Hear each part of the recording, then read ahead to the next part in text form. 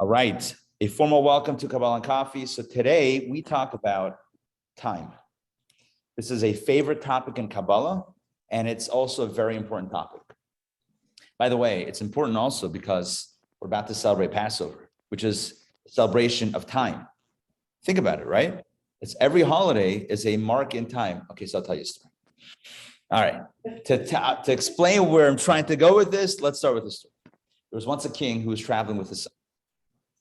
And the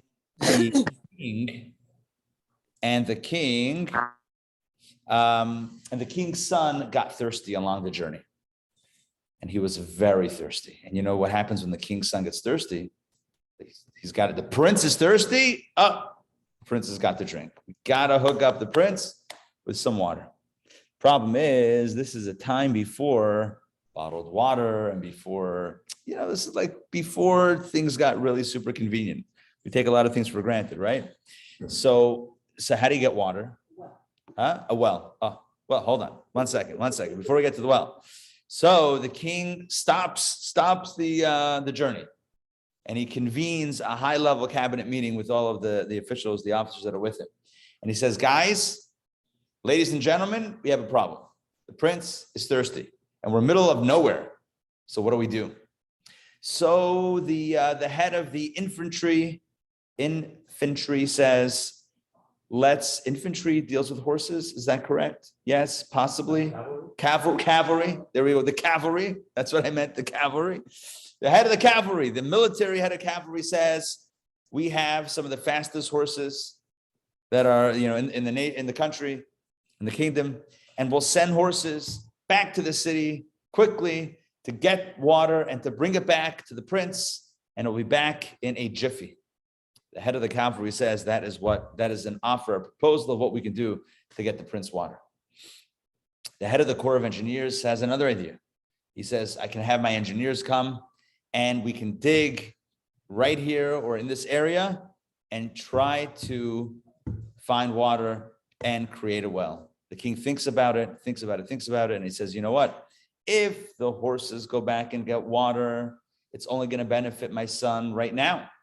But if we dig and strike water and create a well, anytime anyone in the future will ever be traveling along this route, if they ever get thirsty, there will be water for them to drink. In other words, hey man, good to see you.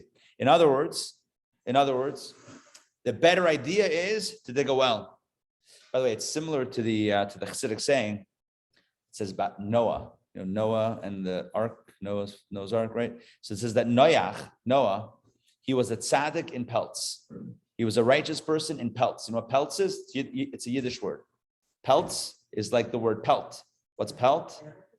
Yeah, he was a tzaddik in a fur coat. Why is he a tzaddik in a fur coat? Because we know famously with Noah, so he was righteous, he got saved. And who else got saved along with him? As far as human beings, animals got saved, but who else got saved?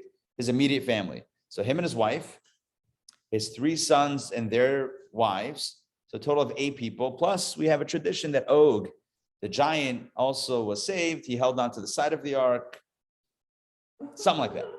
However, 9 people were saved, including Og, the giant. 1 short of a minion. 10 would be a minion.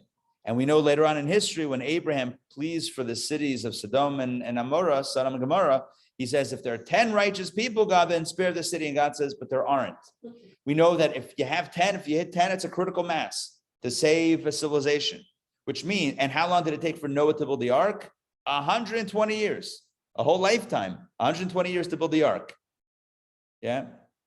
I always joke, he must have been Jewish, whatever. I know there's some Jews know how to build, but others, like myself, you go into Home Depot before Sukkot, it's like, what's that thing that hits the other thing into the wood? A hammer? All right, good. Anyway, back to the story. So Noah's building the ark for 120 years. And in 120 years, how many people does he influence to join the God squad? 0. He couldn't put together a minion. 1 person shy of a minion. 1 person shy of 10. For 120 years, he couldn't. Why? So our tradition tells us because he wasn't trying. Why couldn't he or why didn't he? Because he didn't want to. He wasn't interested. As long as he was safe, that was fine with him. So he is the quintessential tzaddik in pelts. He's the tzaddik in a fur coat. What does that mean? When it's cold outside or when it's cold inside, let's say, rather, it's cold inside the house. So what do? So either you could put on a coat or you can light, well, back in the day, they didn't have thermostat, you could light a fire. All right. So so what's the difference? If you put on a coat, you're warm. If you light a fire, everybody's warm. So Noah chose the personal salvation route, i.e., I'm fine, I'm cool, my family's okay. Let everyone, it's not my issue. Let what happens come. That's it's not my issue. Whereas Abraham and Moses and the great subsequent leaders, they learned from that example of what not to do, and they went to bat on behalf of the people. Famously, after the sin of the golden calf, God says to Moses, he'll destroy the Jewish people and start again with him. And Moses says, unacceptable, not happening. I do not accept that offer. Forgive the people, and if not, erase me from the book that you've written. I don't want any part of Torah if you can't forgive the people. Moses was safe, but Moses put his own spiritual and physical life in line for the people who had been complicit in this egregious sin. Why? Because that's what a leader does. Doesn't care just about himself or his family, but cares about the people. Plus, it's no fun just to be on your own. Like Noah was just on his own. Yeah, exactly. It's not fun, right? Probably Noah miscalculated on that, because we know after he got off the ark, he wasn't necessarily the happiest of guys. Be that as it may, back to the story of the kid and the king, the king and the prince. So the king decides if he sends the cavalry, if he sends the horses to get the water for his son will drink today. And what about tomorrow? What about next week? What about next year? No water. This place will still be a barren land. Whereas if they dig and create a well, now people can drink for all time. And so the Hasidic masters, I believe it was the Alter Rebbe, the founder of Chabad, that shared this exact parable with the father and the son and the journey and the water, etc. And the Alter Rebbe says this, it gives us insight as to what the Jewish holidays are. They are like wells that have been dug along the route. Whereas you travel, if you think of time and space as kind of syncing up, whereas just like in space you can travel through a certain parcels of land, so too as we travel through time, we travel through points of time, right? If you think of time and space as being related, then the parallel is clear, right? Just as the king digs a well for people that will be traveling along this land, so too in time, we also have wells in time. We have moments of inspiration where we can drink of these waters and be lifted up and our thirst is quenched and we're inspired and we're invigorated and we're or maybe literally revived from an otherwise spiritual wasteland. And these are the Jewish holidays. Every Jewish holiday is not just a celebration of what was back in the day. This is the critical idea. Every holiday is an opportunity to drink from the same well that they drank from originally. This is a Jewish understanding of time. Time as not being some sort of just like linear. And by the way, this is something the ancient philosophers had a lot of discussion about. What is the nature of time? So some philosophers believe, by the way, that time is not even a real thing. Time is just something that human beings created or superimposed in order to be efficient or to be able to communicate effectively, like I'll meet you when, right? Like, let's get together for lunch. How do we measure that if we don't have some sort of system of time? So some think that time is completely utilitarian, but not essential. In other words, time is not baked into the fabric of the universe necessarily, but it's just something utilitarian that human beings have constructed. Other philosophers believe, no, that it's something that's baked into the fabric of reality. Judaism, but even within that, there's different understandings of time. Some believe that time is completely linear. Some believe that time is cyclical. Judaism has a third view, which is very unique. Time is more like a spiral. What's a spiral? So when it comes to a spiral, what you have is there is a forward progression. At the same time, it is looping around. It is intersecting in a similar plot along a graph as a previous iteration of that spiral.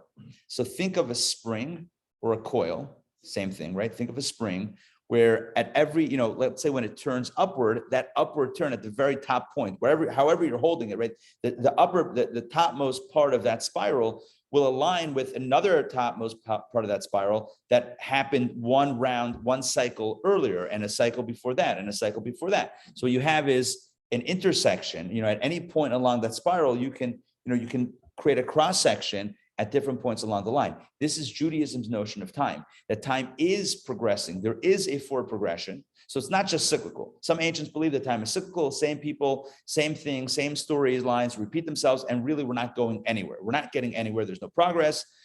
This is a bit of like a fatalistic type view, or I don't know if that's the right word for fatalistic. Nihilistic, yeah, it's kind of like, let's just speak real. It's depressing. Right. Depressing because we're not getting anywhere and we're not progressing. And really, it's the same stuff, the same challenges, the same drama, the same trauma. We're not getting anywhere. It's like we think we're getting somewhere, but it's the same storyline, the same triumph and the same tragedies and the same, like the Greeks had a genre, Greek tragedy, right? It's like the same, like the hero will always inevitably fail and there'll be a tragedy, and that's how all the stories end. Yeah, we live and we try to accomplish, and then we realize we can't accomplish and we can't fix the world, and then we die. Ultimately, that's the story of every human being that's ever lived, right? Hold on one second. I'm not saying this. I'm saying that some people believe this, right? Slow it down. I'm not that, right? However, there were some that said, no, that time is linear. That's cyclical. Time is linear. It's going from one place to another. But with the pure linear construct of time, then you're just moving forward and leaving the past behind. Judaism has, again, the third perspective is the spiral, where you are moving forward. The spiral is moving forward, right? However, there's also a reconnection, and you are also coming back to points along, if you plot on a graph paper, yes, there's a three-dimensionality to it where it's moving forward, but if you're plotting it on a graph, it is aligning to what came a year prior, let's say, in the cycle. So in very clear terms, we're coming up to Passover. And so what is Passover? Passover is a well of liberation. It's a moment in time where God didn't just liberate the ancient Israelites from the oppression of Egypt, but God dug the well, so to speak, and created a wellspring, a water source of freedom and liberation, both from external challenges and internal challenges that we can drink from, that we can be invigorated from every Passover. And every Passover can be experienced on a deeper level than before. And that's the key. It says that the mystics tell us that every holiday, really every day, every holiday certainly is meant to be experienced on a deeper level than before. Like, so for example, Rosh Hashanah is a day of, as we've been talking in the last, several weeks, Rosh Hashanah is a time of a new influx of divine energy, essentially where we get a new round of funding from our funder, right? So we pitch to God, we're like, okay, here's our idea, right? We're gonna be here. We're gonna create this amazing thing, this called world. We're gonna make it a home, yes, we are the startup, and we're like, we have this great idea, and we pitch God the idea, and it's going to be amazing, and it's going to be fantastic, and it's going to be, like we're going to accomplish so much, and you're going to love it, and return on your investment is going to be through the roof because just wait till what you see what we build, and we ask for funding, and every year God funds us, and the way because we're still here, so far it's been working, and the mystics tell us that every year the funding that comes through is more than the year before. When I say funding, I mean, well, the mystics didn't use capitalistic terminology. They didn't use money. They didn't use currency in their language. They used terminology like light and energy. The light and energy, every Rosh Hashanah, the influx of light and energy is to an unparalleled degree than ever before. So what happened a year prior in Rosh Hashanah, the influx of energy pales in comparison to the influx on this Rosh Hashanah that we are experiencing right now. Every year is not only the same as before, but greater than before because we are a year more advanced, and there's more that we can accomplish, and there's more that we're asking for, and there's more that we need, and there's more that God is willing to give. Every year it advances. The same thing is true with Passover. The same thing is true with Sukkot, right? Passover, so Rosh Hashanah is investment, divine investment in creation. Passover is the energy of liberation. Sukkot is divine protection. Every holiday has its theme. It's like a well that we drink from. So this is one perspective, or not one perspective, the Jewish mystical perspective on time. But all of this gets to a core truth about time, which I want to focus on today. So how is this Passover then this kind of literal connection that you were talking about relate to the Exodus? You're saying this Passover that we're coming up to? I'm saying, It's the well is dug, and we're coming up. We're like, think of a journey. Think we're driving on a highway and we're approaching a rest stop. And the rest stop has a station. I don't know if this analogy is gonna work. And the station is, and we can refuel over there, or we can, buy something, or we can gain energy over there. And the station is called freedom. So yes, it was dug once upon a time, right? This well was dug once upon a time when it came to the literal exodus from Egypt. But the waters, the energy that's in that space, in that station, in time, just like in space, in time, is the energy of freedom. And that is available for us to break out of things that hold us back, inhibitions that hold us back from accomplishing what we need to accomplish, whether they're physical or spiritual or in between, emotional, psychological, things that hold us back. And of course, the external stuff, the external pressures, things that hold us back, we can triumph over when we access the energy of Pesach. And it's not some sort of, magical, mythical idea. It's very practical. We have a Seder, we connect with the themes, and we become inspired based on the lessons from the past to utilize that to create a better future, a better present and future for ourselves. That's how we tap into that energy.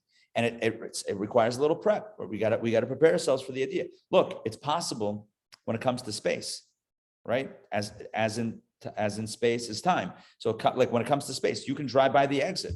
You can walk by that well and never drink from the waters, even if the king had dug that. You can walk by and say, I either don't see it or I choose not to drink from it. We have the choice to ignore the resources that are at our fingertips. But if we choose to engage in it, the resources are there. But all of this speaks to really the core theme of today, which is the Jewish take on time, that time is dynamic. So it's not only with regards to the holidays, that the holidays are continuously a dynamic element that we can re-access every year. Time itself, and every day, even if it's not a holiday, even if it's not Shabbat, time itself is dynamic and not static. Again, there is one construct of time, or many constructs of time, that believe that time is a passive receptacle waiting to be filled. This is not the Jewish understanding. Time is a dynamic energy that brings forth its own vitality into the picture. So time is not, it's not like, oh, Sunday. What's going to happen on Sunday? Whatever we choose to do on this day called Sunday. That's not how Judaism looks at it. Sunday has its own energy. Sunday has its own vitality. And we can choose to harness it and go along for its ride and contribute to it as well, and create a synergy and a synthesis. Or we can allow that energy to be wasted. We can allow that, if there's a train that's moving, we can either jump on or we can let it pass by and not access the energy. Every day, every moment. We had a course not too long ago called Meditation from Sinai.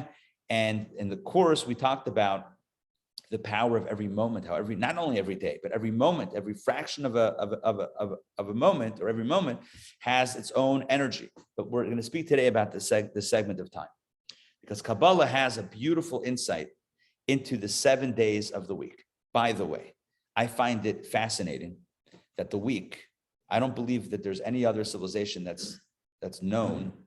Okay, I don't know of any other civilization, let's put it that way, that has something other than a 7-day week.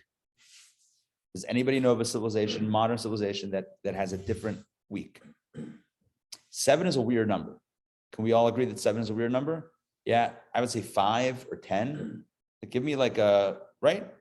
Isn't 10 like more of a intuitive unit than 7? 10 is a minion again, right? But like 10 seems like a segment, right? You hit double digits. What's 7? Since when do things happen in 7? 7 is a weird construct. Yeah, it's weird. I think there were ancient societies like the Persian Empire, at least we have a tradition. We would have to look this up in the Persian history books. Our tradition tells us that in the Persian society, At the times of the story of Purim, they had something other than a 7-day week, which is why Esther, when remember Esther, Queen Esther? So she was chosen to be the queen of Ahasuerus, the king of Persia. So our tradition tells us that she appointed for herself 7, what would you call them? Handmaids? I don't know, 7 assistants, one for each day. And that way she was able to maintain her own 7-day rotation, because the calendar under ancient Persian rule, especially in the palace of the Persian king, did not run along a 7-day week. You with me on this? So she had her own, so she knew she had one a handmaid, an assistant, whatever, for each day of the week. And that way so that way she knew when Shabbos was, because every 7 days it rotated. Yes? Is there anything to do with the temple menorah, 7 candles? So yeah, that's so it all comes back to the same idea. So the reason for the 7-day work week, I'll put everyone out of the suspense, because I see everyone's on edge right now. Like, why the 7 days? Obviously, it comes from the Bible, where God created the world in 7 days. That's the only source for this. I mean, there's no other source. Like, what other source could there be for human beings coming up with a 7-day work? That's not even. It's an obvious thing, right? Yeah, it's another. Yeah, right. People say Judeo-Christian, but it comes from the Torah. It comes straight up from the Torah. 7 days. In our tradition, though, when you study Kabbalah, it's not just God created the world in 7 days. Again, like a passive, each day is a passive container. What's going to happen today? Oh, God created this, God created that. But every day is actually a creation itself. In other words, every day has its own investment of energy from above.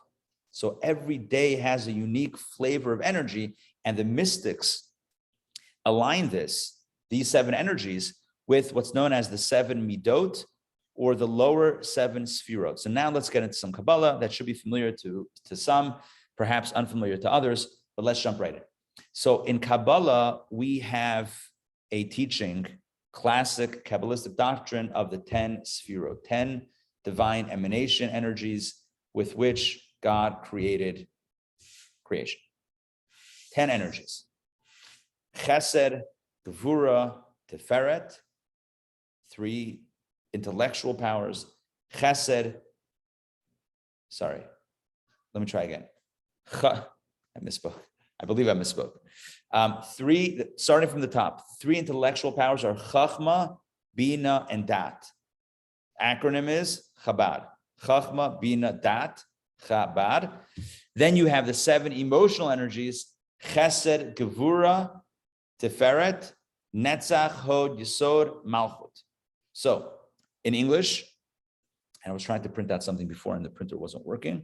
So let me see if I can pull it up here on the screen. Give me a second. Sphero Chart. No, not this. All right, I'm going to pull this up in the meantime on the screen. I'll see if I can also print it out. It's going to let me now. There are 7 emotional energies and 3 intellectual energies. Now, these are as they exist within the divine reality.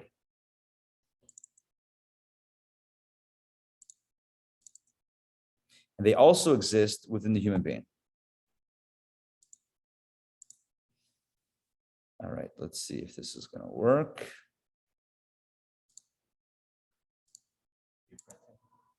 Trying. Hold on. We'll see if it's working. Sounded like something. Is it coming out? Does it need paper?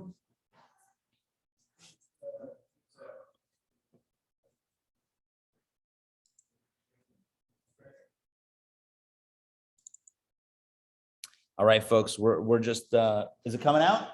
Yeah. Oh, mazel tov. All right, I'm going to print up a few more copies. We'll get this party started. Okay, now I'm going to share this with our Zoom crew. All right, and this is something that certainly will be familiar because it's something that we have displayed many times before. Did you print this also, or is this stuff? What is that? That is not mine. No, that is not mine. Okay, here we go. This is the classic Sphero chart. Can you guys see that? Thumbs up if you can see that with the blue and red circles. Yeah? Okay, amazing. Beautiful. Beautiful, beautiful. Let's make this a little bit smaller so we get everything on one page.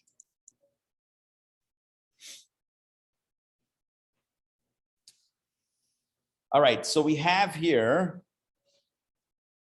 and Alan, it's working now?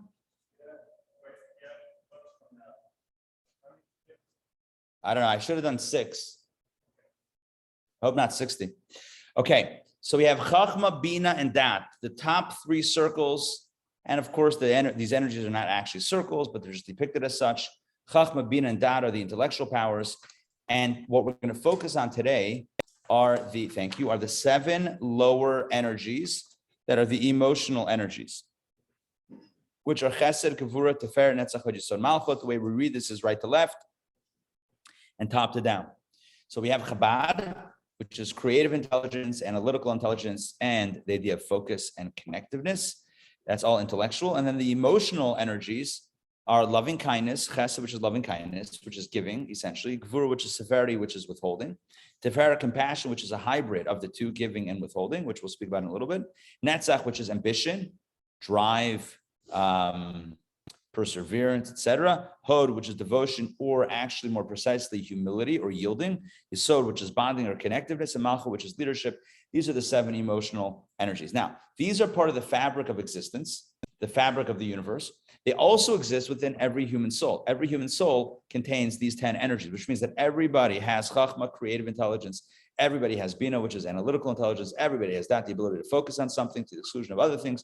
Everybody has Chesed, the ability to give. Kavura, the ability to withhold. Tiferet, the ability to practice both at the same time. Netzach, the ability to push forward with something, with a desire. Hod, the ability to pull back from that. Yesod, the ability to truly and honestly connect with something else. And Malchut, the ability to lead. Everyone has these capacities, of course.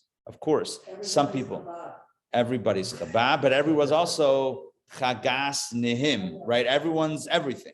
However, the way it works is everybody's got a little bit of a preference, or not a preference, what's the word I'm looking for? Yeah, the balance is different for everybody. It's like, if you ever operate in Photoshop, right? So or any program where you can like change colors or whatever, you can change your R's and your B's and your G's, right? So you go a little bit more red, a little bit, right? Or any photo, Instagram, you're just tweaking colors. So you just highlight this color and de-highlight, or if that's the right word, but decrease that thing or increase the saturation. So some people are more chesed oriented, straight up. They're more wired to give. Like they're more generous by nature. This is not a judgment of better or worse. They're just more givers. You know what? That could also be dangerous because they might also be taken advantage of more. But it could be a double-edged sword. It's not only good, but chesed is giving. And chesed's giving is pure unmitigated giving. It's not like I'll give if you show me why I should give. That's not chesed. Chesed is giving. Chesed is the open hand. Gvura is the withholding, the closed hand. Gvura is I'm not giving. Right? Or I'm going to, Gvura is also related to din, which is judgment. It's like discernment. It's like, should I give? Should I not give? I don't think I should give. So Gvura is boundaries. Chesed is openness and Gvura is boundaries. By the way, boundaries are healthy also. Rules, boundaries, guidelines, and everything in a project, in a relationship, right? It's healthy. When it comes to countries, although that's an argument, open borders, not open borders. All right, whatever, scratch that. The question of boundaries oftentimes are necessary.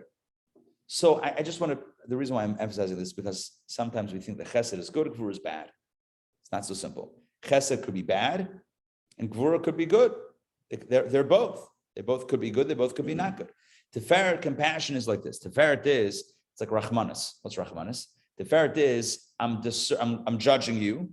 I'm judging you like Gevura, but instead, and I'm judging you to be, let's say, unworthy, but because and so Gevura would say, unworthy, don't give, but Tiferet says, I'm judging you to be unworthy, now I feel bad for you, so I'm going to give.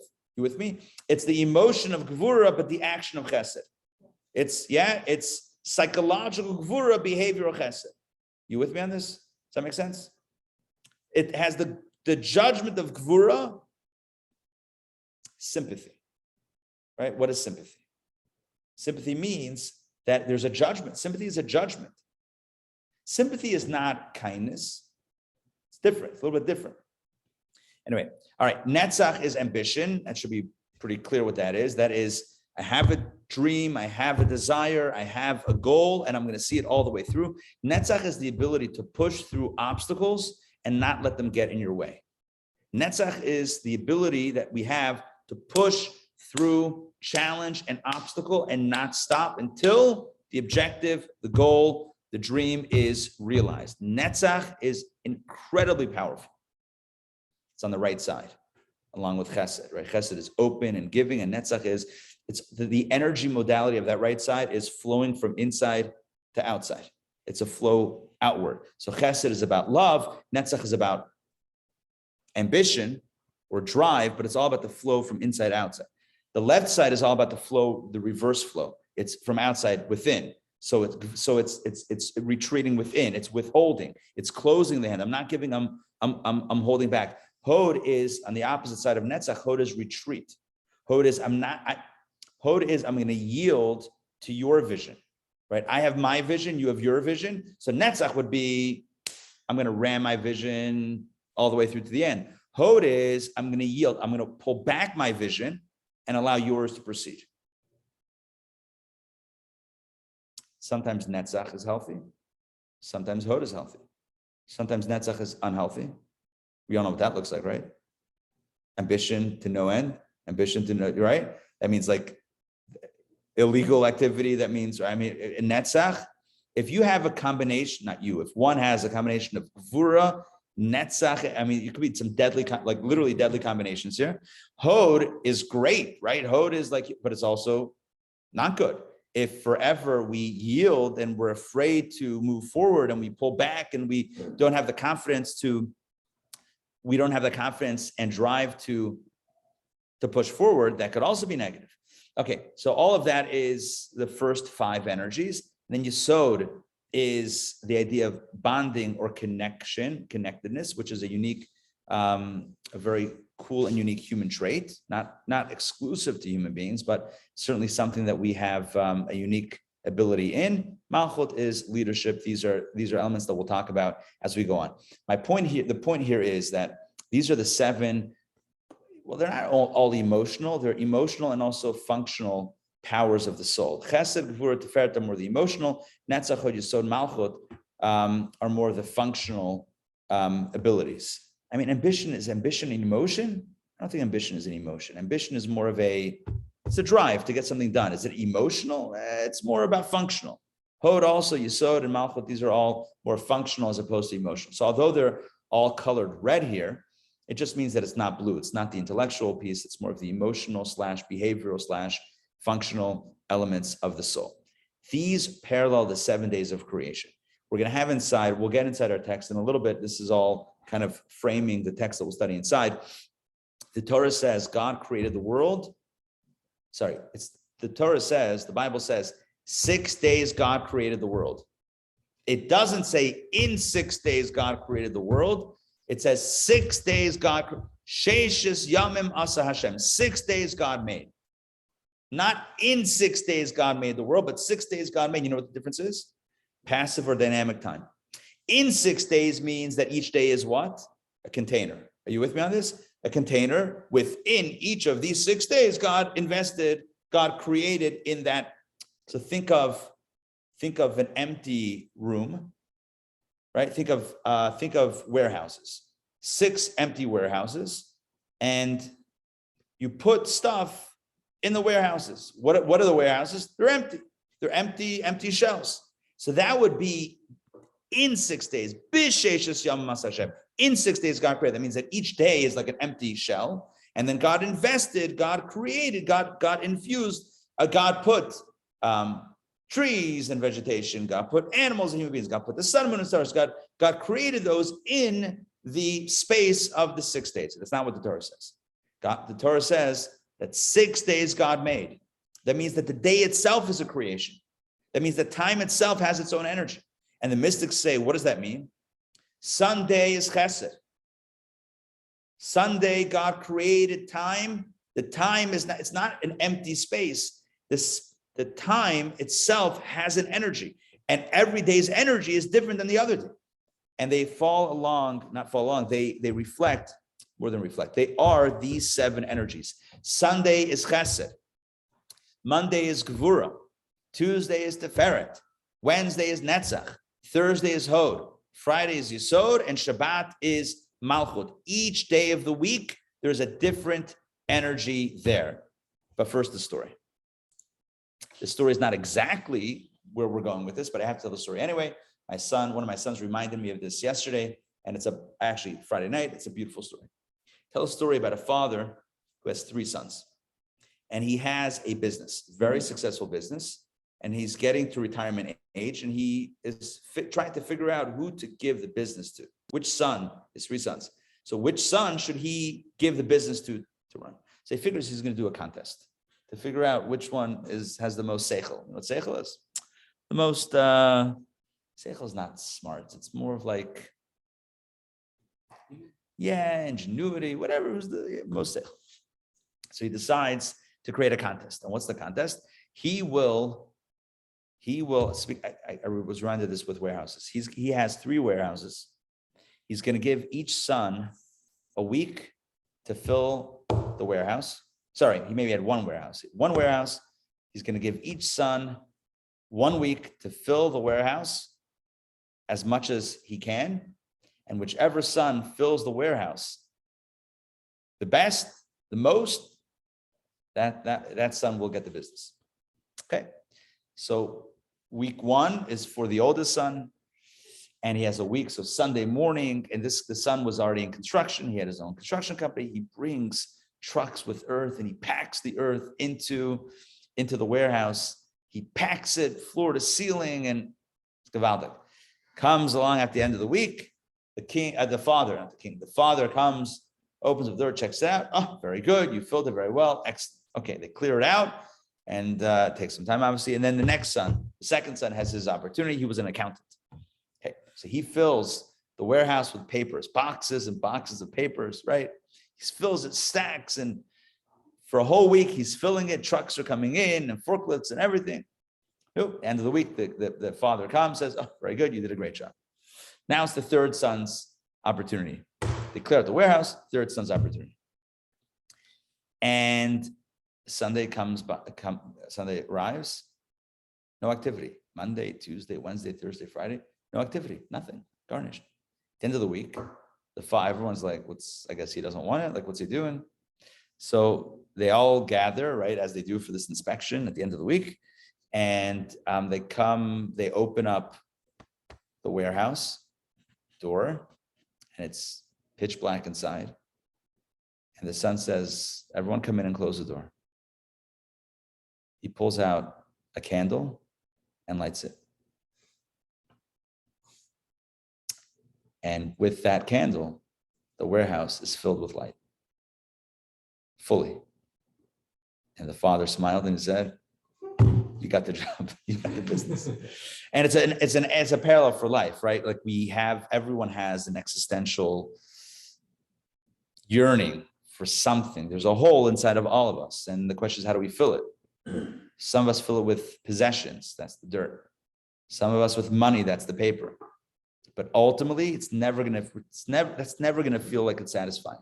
Light is what really fills and satisfies us.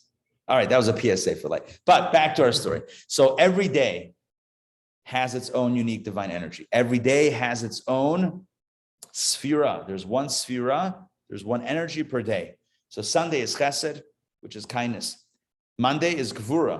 You ever wonder why people are in bad moods on Monday morning? You think it's back to work? Mystically, there's a different understanding. It's more of a severity. It's more of a constricted energy on Monday. By the way, I'm about to go through the story of creation. But we see that what was created on each of the 6 days, and then Shabbat parallels these 7 energies. But let's go through one at a time. So Sunday is chesed. Monday is gvura. Again, to me, it's not a surprise that Mondays are Mondays. Right? Everyone's like, Mondays, okay, gvura. Tuesday is tiferet, compassion. Wednesday is netzach. Thursday is hod. Friday is yesod, and Shabbat is malchut. So let's talk about what happened on each day of creation. The other thing that I wanted to print out was probably now I can print it out, was the story of creation. So let's see if this works now.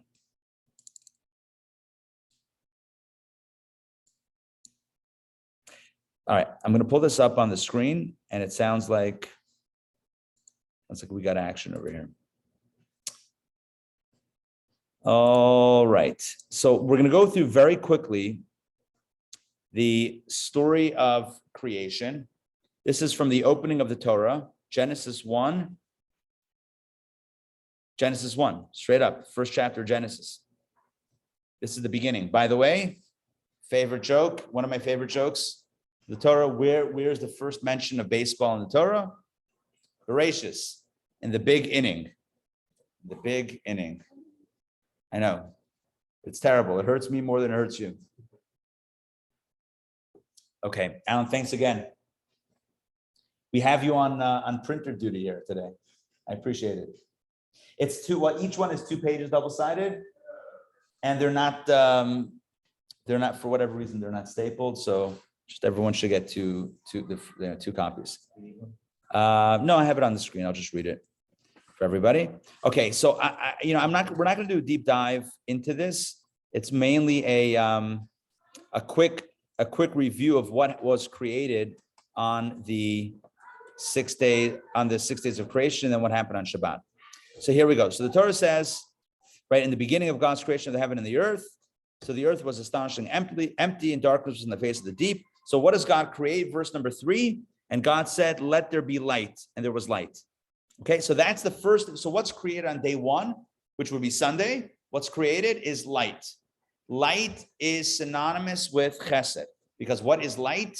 Light is giving. Light is a flow. Light is, if you ever have used a flashlight, you know that one thing happens. You stand outside, let's say you're camping, you stand outside, you turn on your flashlight, right? And the light bulb activates. What happens with that light? It spreads outward. The light never says, "Oh, I think we'll stay right here."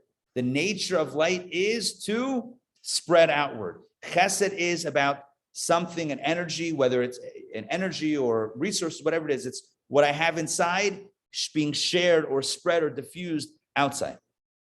By the way, the difference between a laser and a light bulb, of course, is that a light, right, standard light bulb spreads, diffuses, and loses its power. A laser is focused, right, in itself to stay in one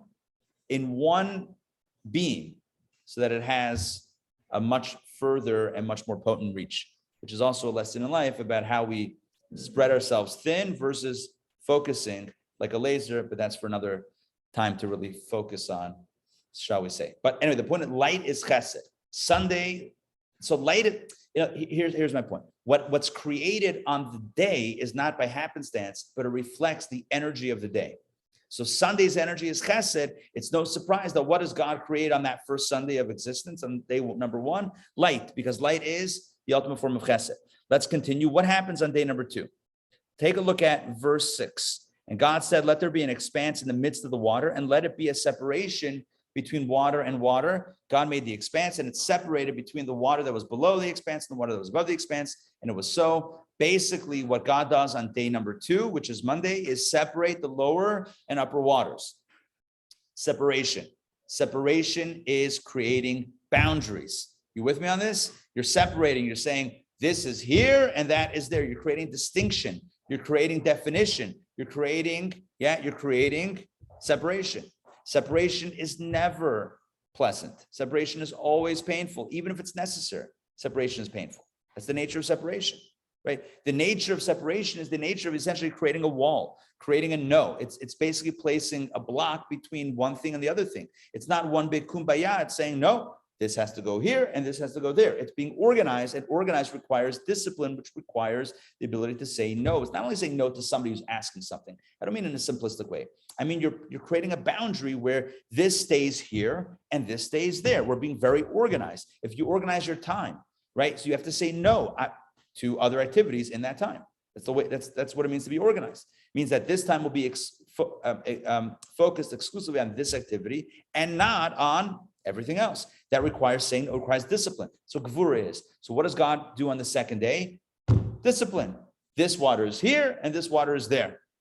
And near the twine, what is it? Never the two shall meet. Near the twine shall meet. There you go. Why are we talking about twine? Who knows? Who was that? Who wrote that? All right, whatever. Either way, why don't we just speak English? All right, so the point is that it's creating separation. This is a very Gvura activity. What happens day number 3? Let's take a look at day 3. Day 3 is a wonderful day. By the way, day 3 is so wonderful. This is going to be verse number, one second. This is verse number 9 through 13. We'll get there in a second. By the way, you should know that on this day, day 3, God says it was good twice. You know why? Because God did not say it was good on day number 2. Every day of creation, God says, and it was good, except for day number 2. If you notice day number 2, he just separated the waters and that was it. Didn't say it was good. You know why? Because even though separation is necessary, Gvura is necessary, it doesn't always feel good, right? It doesn't feel good. Now it's for a good purpose, but that's all the destination. The process itself can be painful. And that's why God doesn't say it's good on day 2. Day 2 itself, Gvura experience itself, is harsh. It's a harsh experience. You don't say it's good. It leads to something good. It's necessary and it's ultimately beneficial. But the process itself is difficult. It's a difficult process. Thus, it does not say good. By the way, this is not even a mystical insight. This is straight up Talmud. The Talmud notes this. Day 3, it says good twice. One, recalling the need, what happened on day 2, and one for itself. You with me on that? And it was in retrospect, we say that what happened on day 2 was good, but only in retrospect. And then for day 3 itself, what was created on day 3 is also good. That's why it says in Jewish law that if you have a court case, for example, or something else that you need good luck, good mazel, do it on Tuesday. Because Tuesday is a day that has double good on it. Tuesday is a double good day. So if you have a court case or if you have, anything that you need some extra mazel, extra luck, extra fortune, try to set it on a Tuesday. Tuesday is a good day. Now you know. All right, so let's see what happened on Tuesday. What was created? So number 1, God creates dry land. So he says, let the water that is beneath the heavens gather into one place. That means the earthly waters, let them gather into lakes and seas and oceans, and let the dry land appear. This is now the emergence of dry land, as opposed to a world covered in water. Now we have emergence of dry land. And then the earth sprouts forth vegetation. Oh, so that was good. Number 1, we have dry land. That's good. And then the earth sprouts forth vegetation. And that's also very good, because now you have trees and plants and all these ones and fruit. Everything is kicking in. Things are growing. Things are, it's freilich, as they say in Yiddish. Things are happening. It's a party. And thus it's good. Again, second iteration of good on day number 3. This is Tiferet compassion, which means the hybrid of chesed and gvura. It's precisely because of the distinction that now life can emerge. Are you with me? Let me try that again. If you don't have any boundaries, you know what happens? The water covers the earth. And you know what that doesn't lead to? Life. You can't have life. I mean, unless Aquaman, right? Unless we're like scuba gear 24/7. But life as we know it can't be sustained if everything is submerged in water. This is a problem with what's going on now. We don't want to get back to that state. God created the distinction. Let us not mess that up. Are you with me on that? It's a vote for our environment. By the way, I'm doing a class on the environment, Jewish wisdom to heal the earth, coming up in May. Check your local listings for that. I think a very important class using Jewish wisdom, Kabbalah, and science about the environment to weave it together into a narrative for our beautiful creation. All right, back to our story.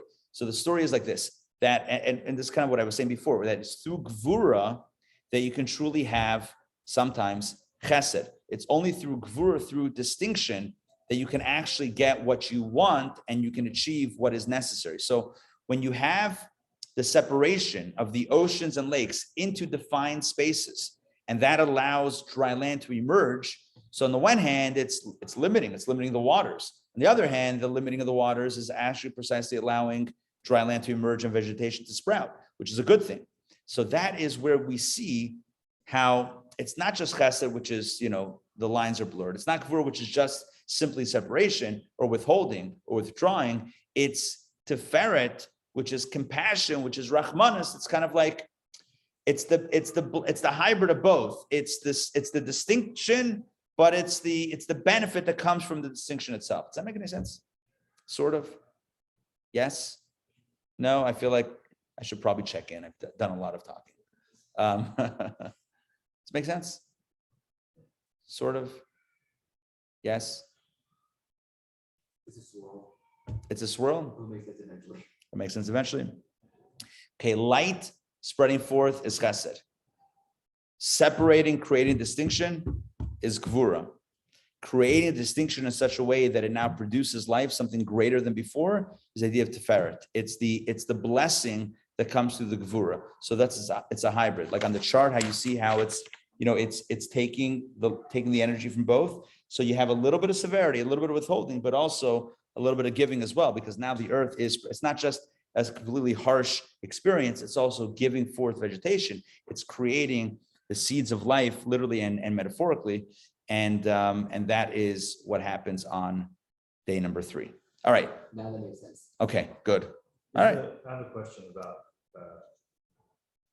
the water, the expanse. Is that, what's the layers of water? Is that like solid water in the ocean and the water in the clouds? I also wonder like what that is. Is that like atmospheric thing? Like, I don't know that it's defined clearly in Torah itself, like what that is. I'm sure commentaries discuss it.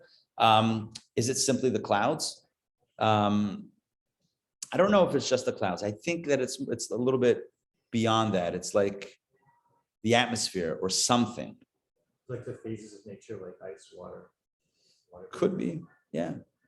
Could be some sort of. Something different than I was thinking. Is there like a mystical reading on that? Like let's say water being like all being connected to like life creation.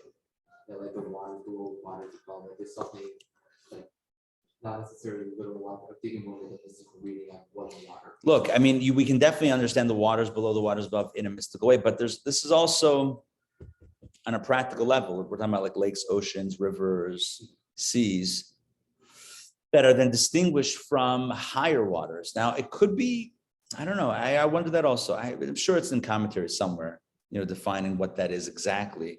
I mean, is there like a vaporous, like water, some sort of water level above? I don't know. Breaking through the atmosphere, is that like a thing? I don't know. Is that like, I don't know, maybe, could be. Is it just the clouds? Like where the water cycle, evaporation, condensation, precipitation? I don't know. I don't know if that's what that is. I think it might be a little bit beyond that. But either way, what we know for sure, and the truth is I glossed over the verse in the beginning. The Torah said all the way at the beginning that there was water. The earth, verse number 2 of the Torah, the earth was astonishingly empty and darkness was on the face of the deep, and the Spirit of God was hovering over the face of the water. And that indicates that the whole thing was submerged in water. The whole earth was, earth was theoretically underneath it, but the whole globe was covered in water. There was only water. So water separates on 2 levels. Number 1, some water is now above and below, and then even the waters below, they also now are defined and pulled into distinct bodies of water to allow land masses to emerge and to sustain life, at least terrestrial life. Okay, so all of that is day number 3. Let's look at day number 4. So day number 4 begins with verse 14. And God said, let there be luminaries in the expanse of the heavens to separate between the day and between the night. So basically sun, moon, and stars are created on day number 4. Now, sun, moon, and stars are very large and powerful bodies. Think of the sun. How far is the sun? The sun is very far, right? The sun is quite far. And yet it lights up and heats up our planet in an incredible way. That is netzach. That is ambition. Think about it. Ambition is the idea that nothing is going to stand in my way. I'm going to push forward all the way to the end.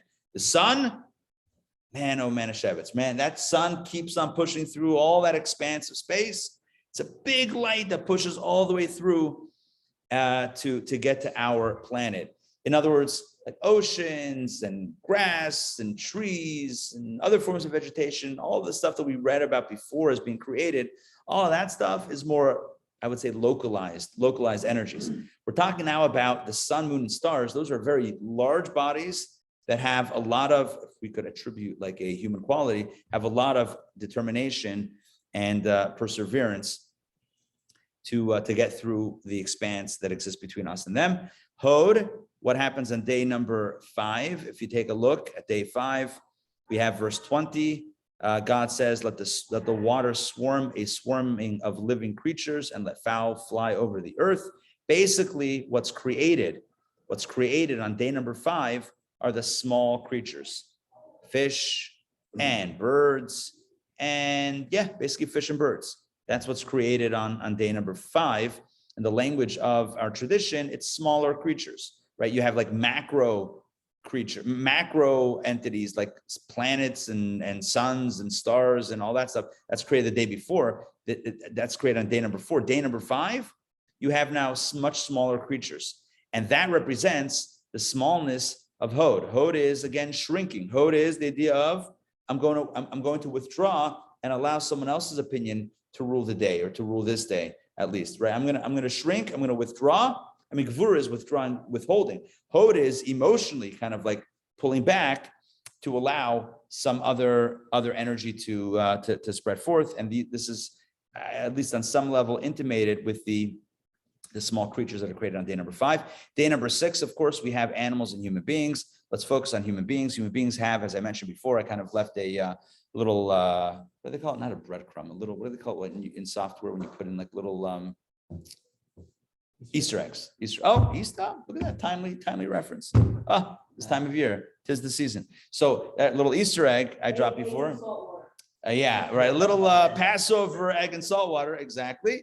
I mentioned before that human beings have a unique capacity to bond. Now, of course, and I mentioned this caveat before, and I'll do it again.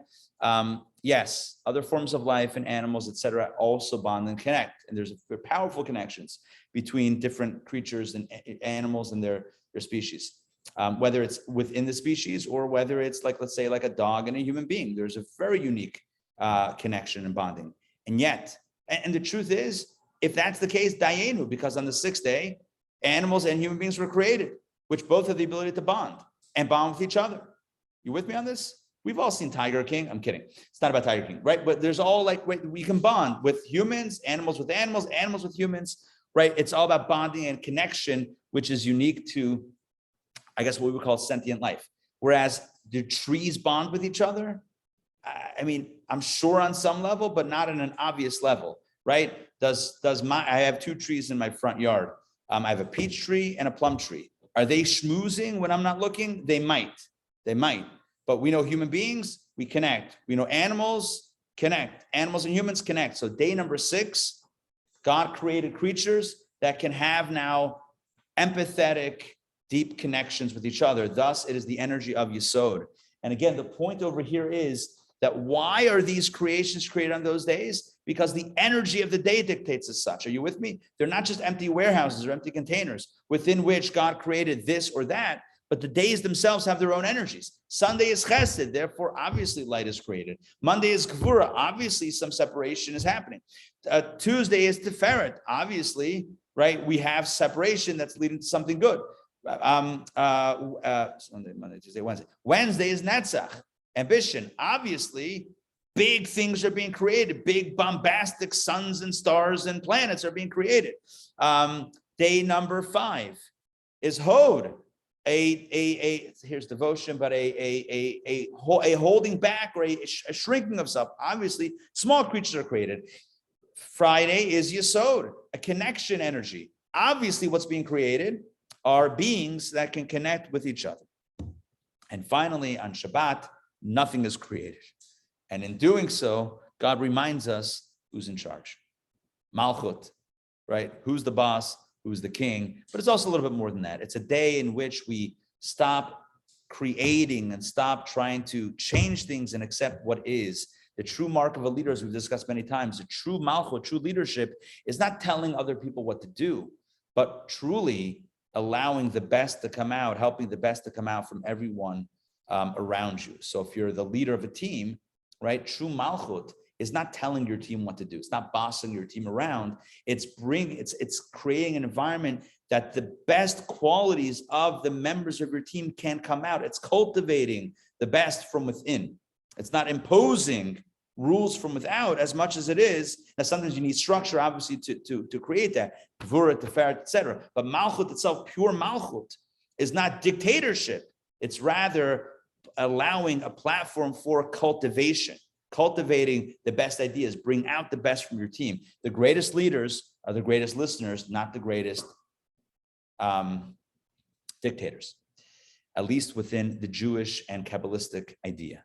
And thus, on the seventh day, we don't create, we don't fix, we don't change things, but we cultivate what is. We take a step back from the needing to do, and we accept, and we allow what is to flourish. That's the energy of Shabbat. So it's not a day of doing, it's a day of receiving, almost, receiving what is, a day of listening to creation as opposed to telling creation what it is that we want to tell it. That's the difference between work and no work on Shabbat. All right, so that's a little bit of a spin through time and seeing how the 7 days of the week, the 6 work days plus Shabbat, are reflected in the 6 energies. And all of this speaks to the theme of our text, which we're about to jump into. And that is that every day has a unique energy and thus demands a unique avodah, a unique form of divine service from us. It's not enough to show up each day as the day before, but it's important to show up each day in a day that honors, in a way that honors the day itself. So on Sunday, we show up recognizing that today is an energy of chesed, and that demands something from me. I'm going to respond in a way of chesed. I'm going to behave in a way of chesed. I'm going to leverage the chesed energy in the universe to accomplish what this day needs to accomplish. So it's not that I'm telling time what it needs, like what's going to happen, but I'm working with the time itself, with the energies themselves, to create something magical. Does that make sense? Okay. All right. Let me pause before we jump into the text. We pause and check in and see how are y'all feeling? Yeah. So so Tuesday, I understand, we know that we want to target. Double good. Yeah, so right, so like, but the other day it's literally specific to the other specific things that we can, direct ourselves. It's so what Donna's asking, I'm just going to repeat for the online crew. Are there specific things that we should do each day to honor the day or to reflect the energy of the day?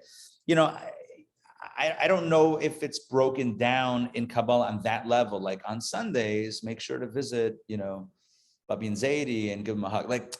And although that I think that's also a thing, it's a Sunday thing, but I don't know that it's broken down. I think it's more of an awareness to understand that there is this energy on this day, and then it can inform our divine service on that day, even if we think about it, even if we take a moment before, as we start the day, to think about and meditate on the energy of the day, and being open for that energy. Yeah, which is itself powerful, but it all begins with awareness. So this is cool because I think it's the reason why I like this teaching, and it's throughout Kabbalistic texts, you'll find this on occasion. The reason why this is cool is because it's a very practical application of these energies. I mean, otherwise, so God created the world and embedded these energies in creation somewhere, somehow. But now we have every day has an embedding of one of these energies in particular. Now, that doesn't mean that the other energies aren't present on each of the days. They are, but there's a dominant energy and a non-dominant energy or energies. The dominant energy of Sunday is chesed, Monday is gvura, etc. So there's a dominant energy of that day, and as much as we think that we're in control, we're also responding to the energy of the day. Again, that's hence my Monday take. It's like, as much as it's like, what's the word I'm looking for? Contextual, like, okay, I have this job or that job, whatever it is, there's an actual energy on Monday, which is gvura, which is a little bit more gvura. And gvura doesn't feel good. Gvura doesn't feel good. It doesn't feel good getting a no, even if the no is good for you. It doesn't feel good hearing no. doesn't feel good, creating boundaries and sticking to them. That's hard. It's hard to do that. It requires discipline. Again, some people love that. It's still hard. So some people are more wired for gvura, some more wired to chesed, some to tiferet. Everyone's different. Anyway, but you're asking the good questions. Like, what do we do on each day? Here's the framework. Here's the map. Now we got to figure this out. Okay. Any other questions? I'm turning to our online crew. Any questions? Comments? All good. Okay. Either it's all good or it's all like up there. Hopefully it's not too up there. I just have to say, I love the bit about God creating the earth and it not in 6 days. The idea that God created the day. I'd never heard that. I've studied Torah, not obviously not extensively as some other people have, but I never heard that way of looking at it. I like that a lot. Well, thank you. Yeah, thank you for commenting on that. Yeah, that it's a powerful insight that not Sheisha Yamim As Hashem. It's Sheisha Yamim As Hashem. God created the days, and then with the days, God creates what He creates within those days. Yeah, it's like a different. Yeah, and by the way, we'll have that in our text, so we'll see it. We'll see it inside. It's actually quoted here. That teaching is quoted right here. Okay, I'm gonna pull up. There we go. I will pull up the text here. And let's jump right in. We're up to chapter 2 of Discourse 19, page 278. All right, 278.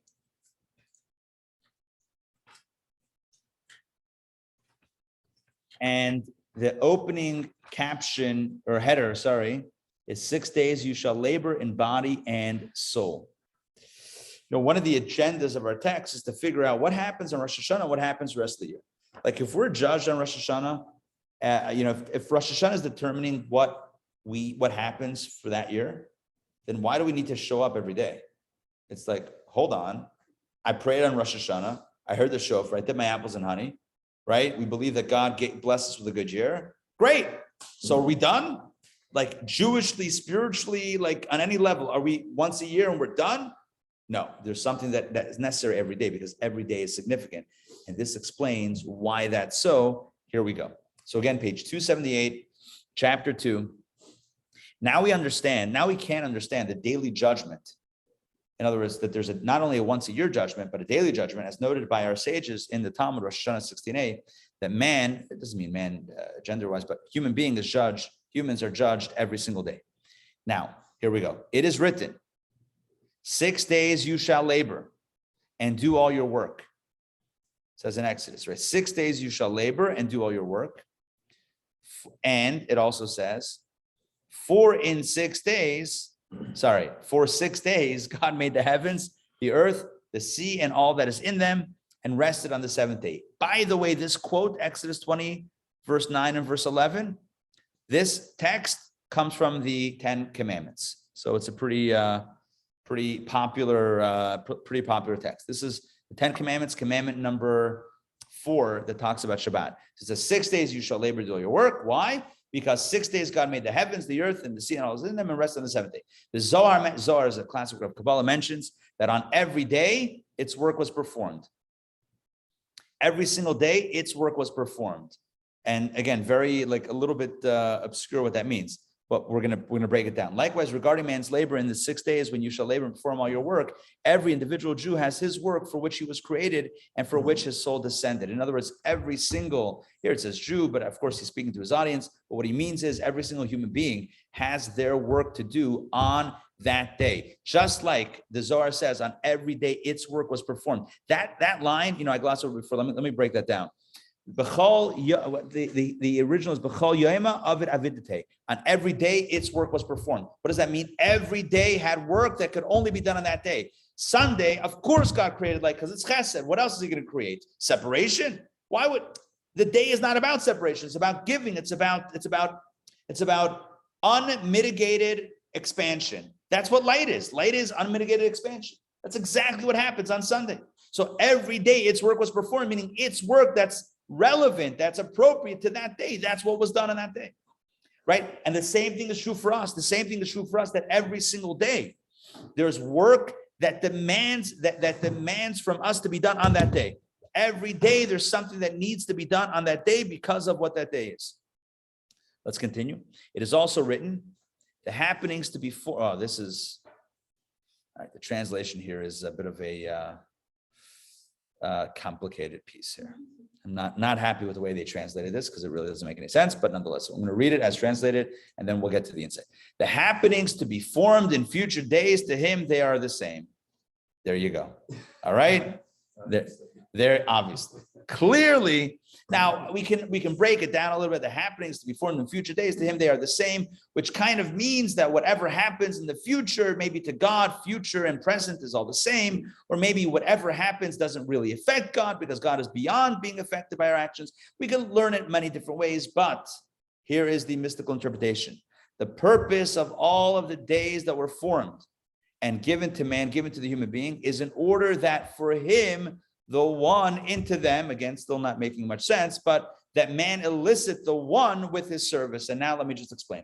The purpose of the days being formed, the purpose of God creating days, the purpose of God creating time, which by the way was the first thing that God created.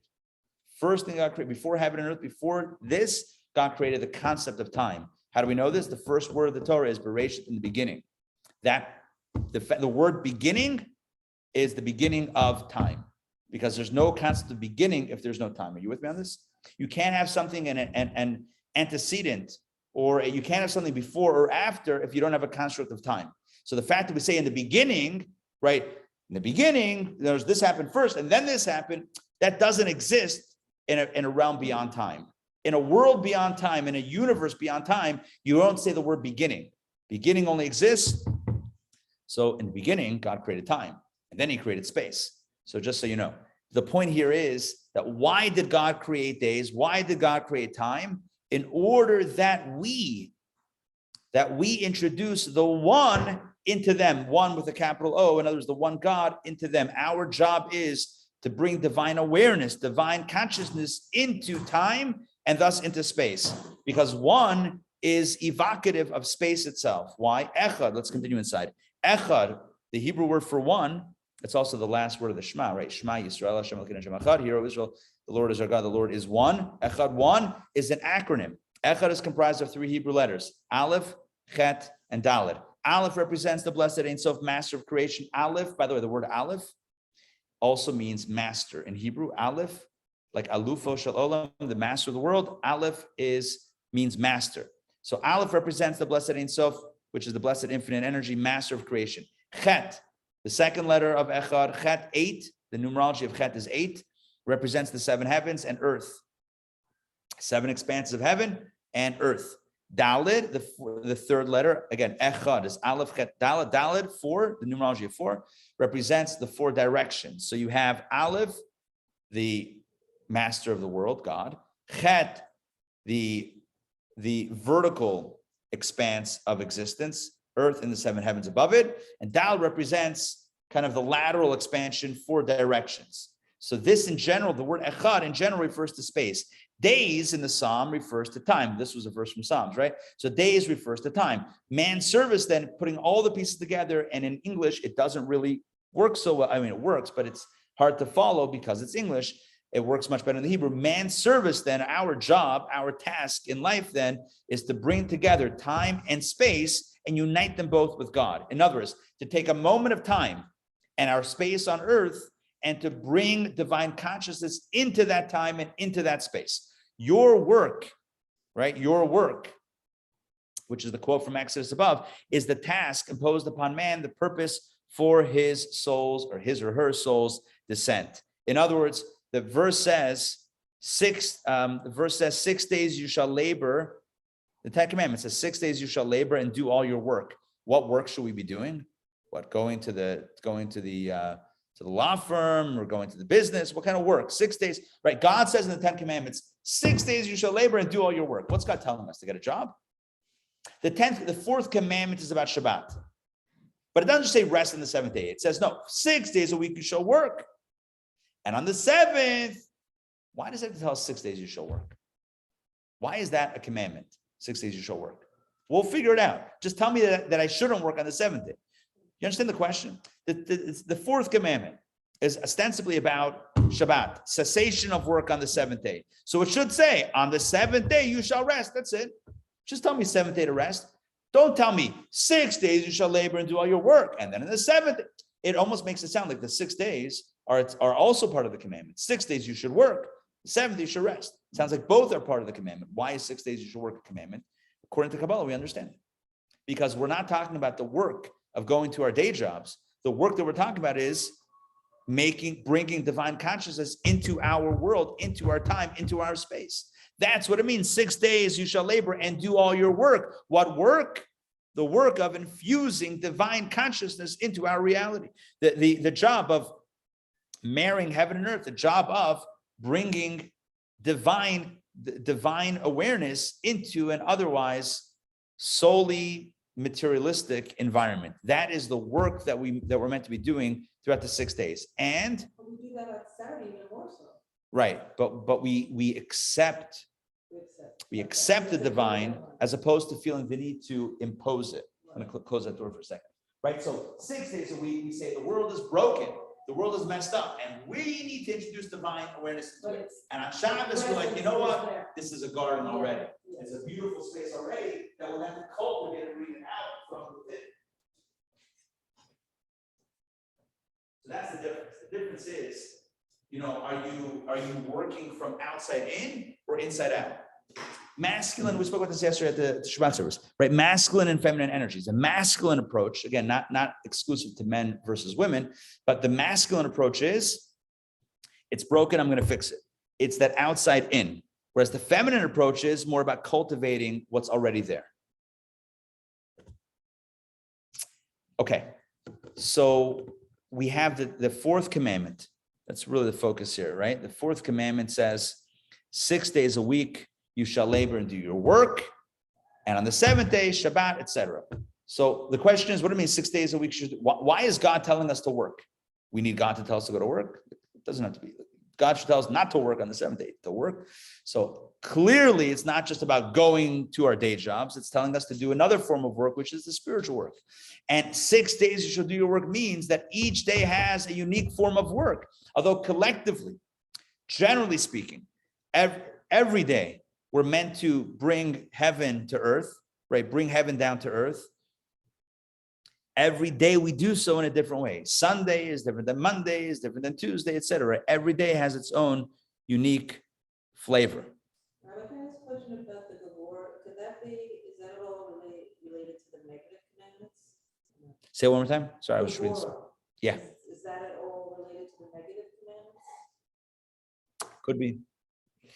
When I say could, so Donna's question, because I know the mic doesn't always pick up. So are the negative commandments related to Gvura and the positive commandments to Chesed? I'm just adding on to your question. You could look at it that way, right? It's not exclusive to that construct, but you could look at it that way, right? Chesed is about giving and doing, and it's about positive things, like any relationship, right? How are relationships built and sustained, right? Any relationship, so you do something, you do things for the other, and you don't do things to the other. Right? That's a relationship. Relationship is, I'm doing this for you, you do this for me, we're giving to each other, and we have boundaries where we respect the other. So there's love and respect. And one could argue that respect is more important than love. Because if you love your spouse and you love others, we got a problem. In the same way, right? Now we got a problem, right? So love is important, but one could argue respect, the boundaries, the Gvura is more important. Arguably. Is work, we have a modern day application of the word work. Is work sort of like any human output that transforms the world? The way that the Talmud, and this is not even mysticism, the way the Talmud defines work are 39 categories of work, but what's common to them is that you're taking something of the world and changing it. So if you lift up a very heavy couch in your house and move it from third floor to the basement, not work. You might be sweating and everything. It's not called work. You didn't change anything. Whereas if you take a seed and put it into the ground, you just worked. What do you mean? I just dropped it. I worked because now you're creating something. You're doing something that's going to create some change or stir some sort of change in the world. So yeah, the definition of work is something that changes something of the natural universe. If you carry the couch upstairs, so. No. So rearranging existing things does not work. Right, but we have to you have to look at the specifics of what are the 39 categories and figure that. Yeah, I mean, loosely, yeah, generally speaking, yes. Yeah, if there are specific categories that are derived from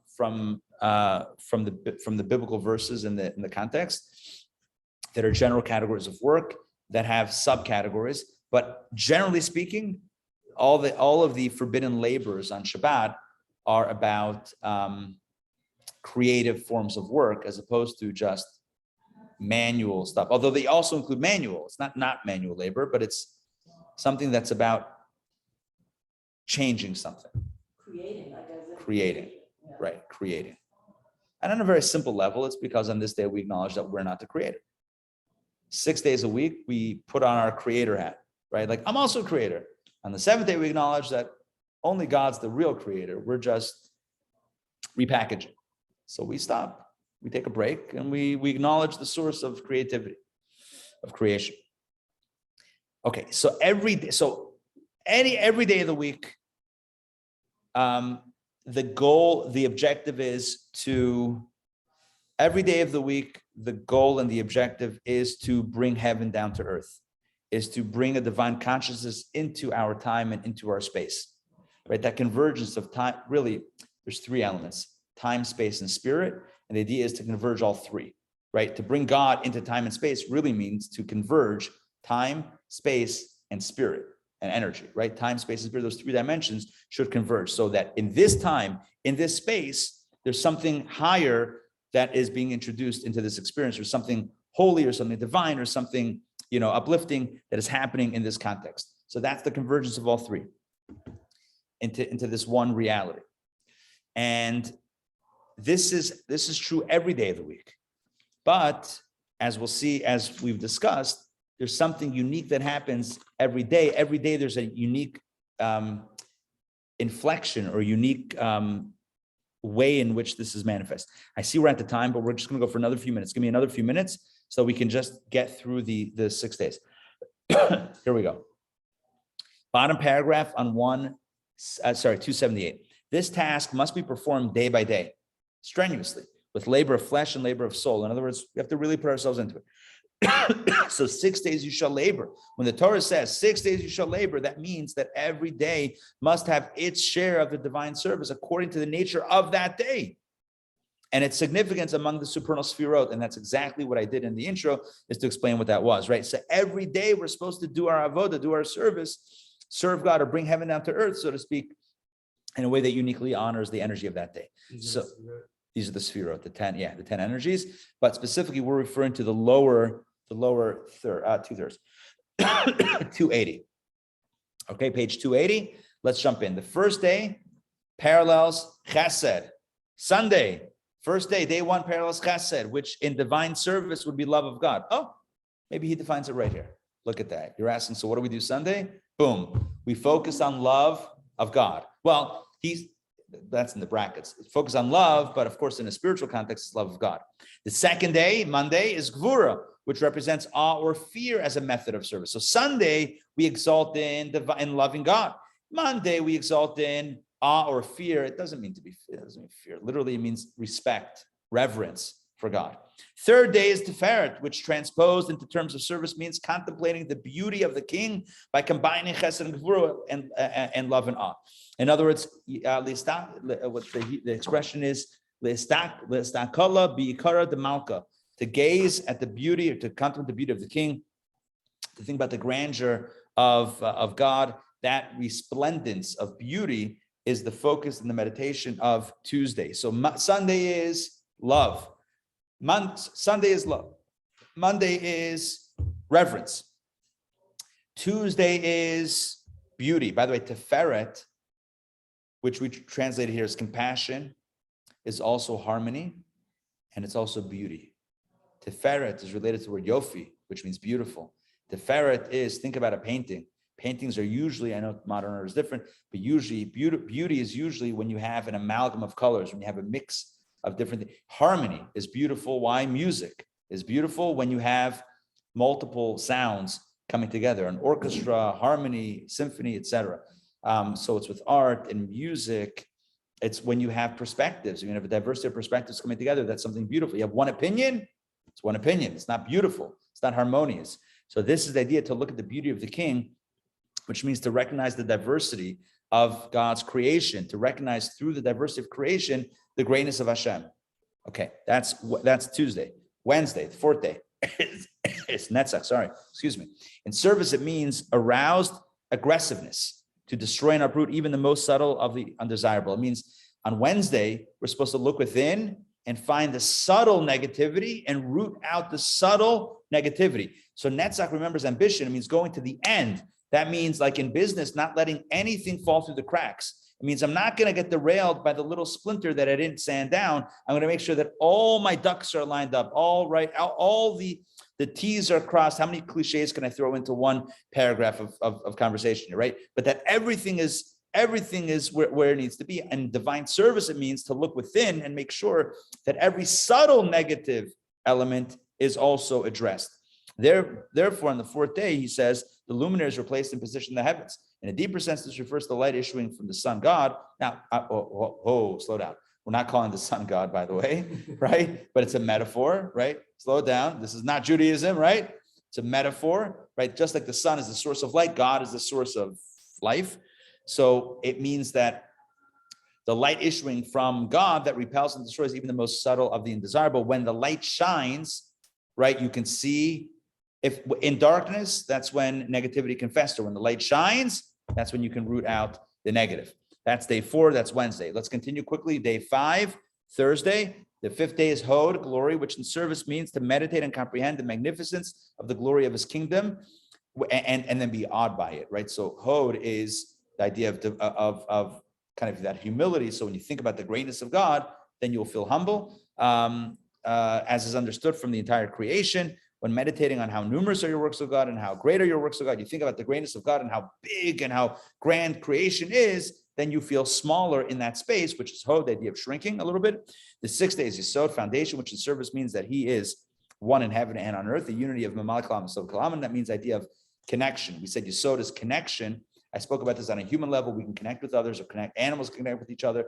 But on a spiritual level, it means to connect heaven and earth, although we're doing that every day, but it means to think about how God is beyond creation and within creation, right? God is both within and beyond. God not only created this, but also stands outside of this, and both are true within God.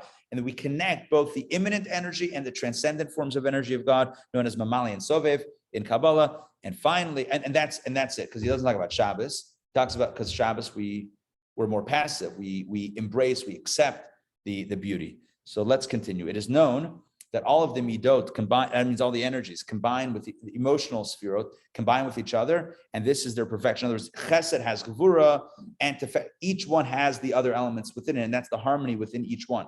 In serving God too, combination of emotive traits is the perfection of the individual emotion. Love combined with awe, and awe including love within itself, and so on. In other words, each one has to have the other in order to be holistic and to be healthy. If you have pure love or pure gevura, that is a destructive scenario. Yeah, each one is mitigated and tempered and enhanced and beautified when it combines the other energies. Nevertheless, so although there is an interconnectedness between, and that's why you have lines between all of the energies, nonetheless, each day has its particular function, in other words, its primary quality according to its significance in the supernal sphere. So both are true. That means that each energy is combined of the other energies, and that synthesis is magical. However, at the end of the day, beginning of the day also, each day has its primary energy, and that is what we are to focus on. So Sunday is a focus on love of God. Monday is a focus on being in awe of God. Tuesday is a focus on recognizing the beauty of God and the creation. Wednesday is focusing on rooting out the subtle indiscretions or subtle imperfections of our character and pushing to the end and getting all that as clean as possible. Thursday is Hod, which is the idea of thinking about the vastness of creation and then feeling one's own inherent smallness, so to speak. Friday is about the energy is recognizing and contemplating how this, no matter how big this is, there's still that which is beyond this. In other words, God invested in this, but God also remains outside of this. It's like a child coming to the realization that, yes, my parent is my parent, but they also exist outside of me, if that makes sense, right? My parent is not just existing relative to me, but they also have their own existence outside of me.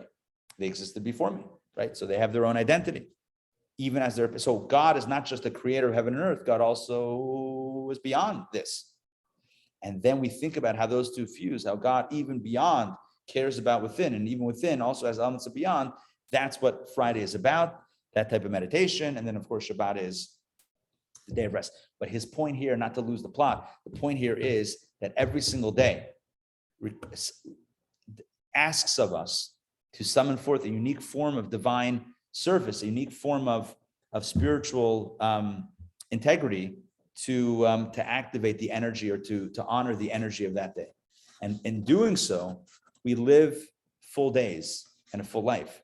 We don't just go through time where we killed a day, or a day went by without, significance or meaning. Every day, kol yoma v'yoma aved v'day, just like God created the days with an energy and then honored the energy of the day with a specific form of creation, we too can mirror God, can mirror this process in the same way by tuning into the energy of the day and doing something uniquely significant, or significant in a unique way that honors that day.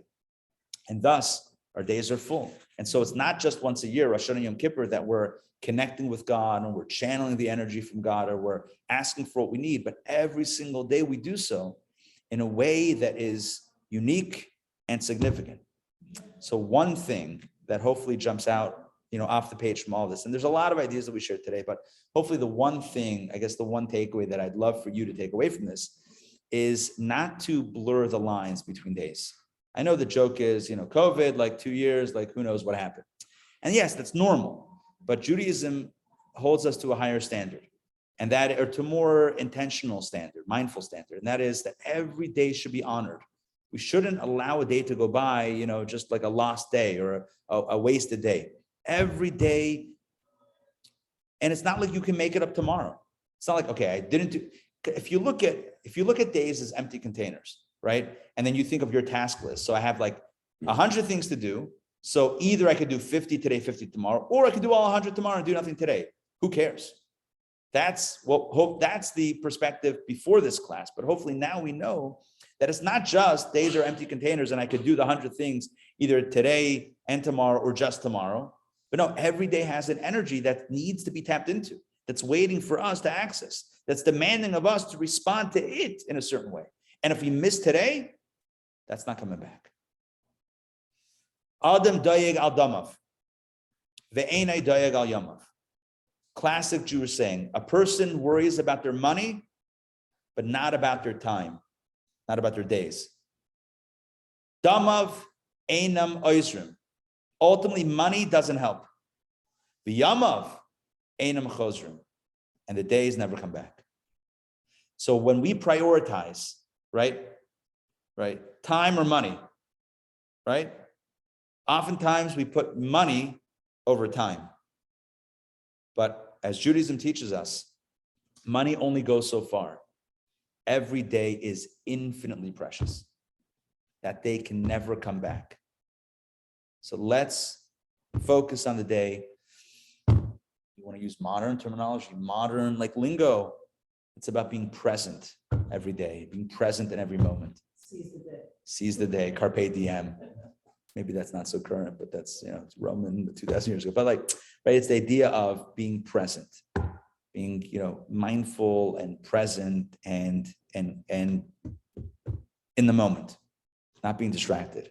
The past is the past. The future is the future. We can worry about the past. We can fret about the future. But the main thing is to honor this moment in time, at least honor this day by responding to its unique energy. Yeah. So we studied, I think yesterday, right? So Friday night service starts with the 7 Psalms that relate to the 7. So we could each day read a particular psalm. That particular. I mean, that's not you. There are songs for each day that are in the prayer book. That's unique for Friday night. but there is a song for each day that's in the prayer book for the daily prayers. So each day. Each day there is a song. Yeah. Oh, I can show you. I have a siddur in my office. I'll show you after the class because that is a cool thing to read. Okay. All right. Thank you very much for joining. I want to wish everybody a happy Passover. It's a moment in time, of course, to tap into that energy. So I wish you all a liberating Passover. May you come out of Passover a little bit freer than you went into it. Scheduling announcement next week, because of the holiday, there is no Kabbalah coffee. The week after is after the holiday. So it's because the holiday ends on a Saturday night. So we should be back, but just stay tuned to the emails for check your local listings for the detail. Hopefully Thank we're. you very much. What a beautiful class. I'm very touched. Really, Thank you, it's Mariana. something so important for life, and it's a new way to see. And thank you very much. Thank you. Thank you. See you, Adam. See you, Alan. Adam and Richard and Marcia, Mariana and Tony and Michael and David and Toba and Yaakov and Joy. It's great to see you all. Chag Sameach. Mariana, thanks for the loving words as always. Regards to the mishpacha. My best to Alex and everybody. Thank you Pleasure, very pleasure. much. Sameach. Thank you. And to everyone, wishing you a Chag Sameach. And of course, if you need a Seder or know anybody who needs a Seder, we're doing a community Seder, first night of Passover, Friday night. Hit me up for more details or check the website for more information. We'd love to have you and to celebrate together. All right, we'll see you all. Chag Sameach. Thank you. Take care. Bye.